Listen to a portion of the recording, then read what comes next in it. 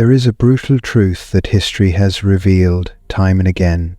Greatness alone does not guarantee admiration or love. Men who build empires, shift civilizations, or command armies often find that their victories impress the world but do not secure the hearts they long for. Napoleon himself observed that many women are not drawn to greatness for its own sake. They are drawn to something far more primal: security, emotional influence, and the perception of stability. The towering achievements of a man may inspire awe, but survival instincts, not idealistic virtues, often dictate human attachment. This principle stretches beyond romance. It is a psychological law of human behavior. Most choices are not made through admiration of excellence. They are made through subconscious negotiations of safety, belonging, and emotional reward. True greatness often demands sacrifice, discomfort, and a confrontation with risk, qualities that instinct urges most people to avoid. Before understanding how power can influence attraction, we must first confront why greatness, on its own, often repels more than it attracts. Section 1. A greatness versus psychological need. Greatness is a rare currency. It is built on vision, forged through discipline, and proven by achievement and strength.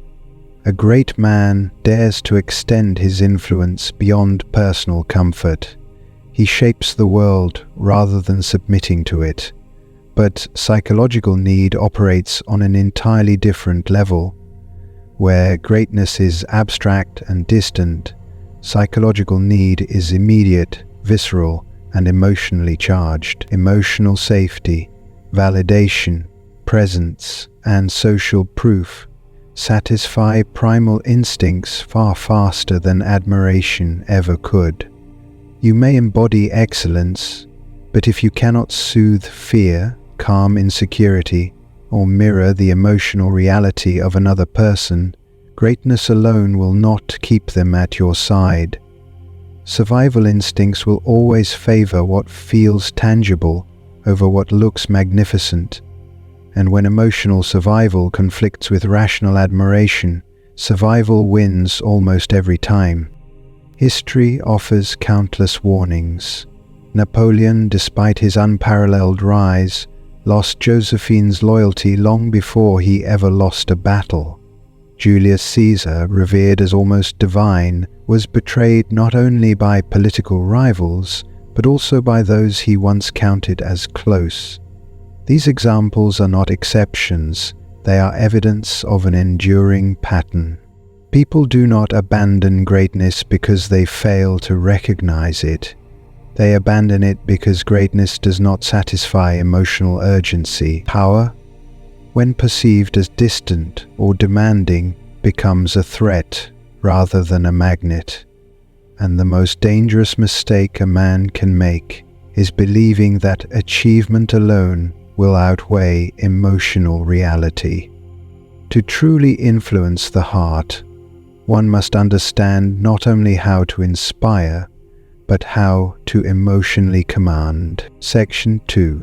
Why power is external power dazzles, but emotional influence governs connection.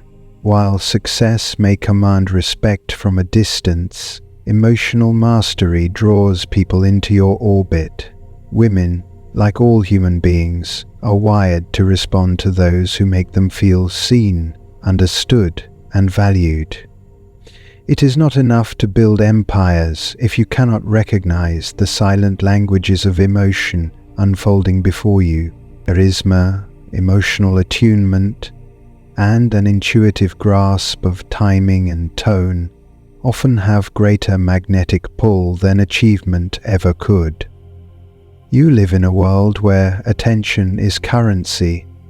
Those who skillfully regulate emotional space, not those who merely dominate external events, become indispensable in the emotional economy of relationships. Charisma without emotional attunement becomes theatre, impressive but hollow. Emotional attunement without strength becomes dependency, suffocating and unstable. True influence blends both. Napoleon, despite wielding unimaginable political and military power, could not emotionally dominate Josephine.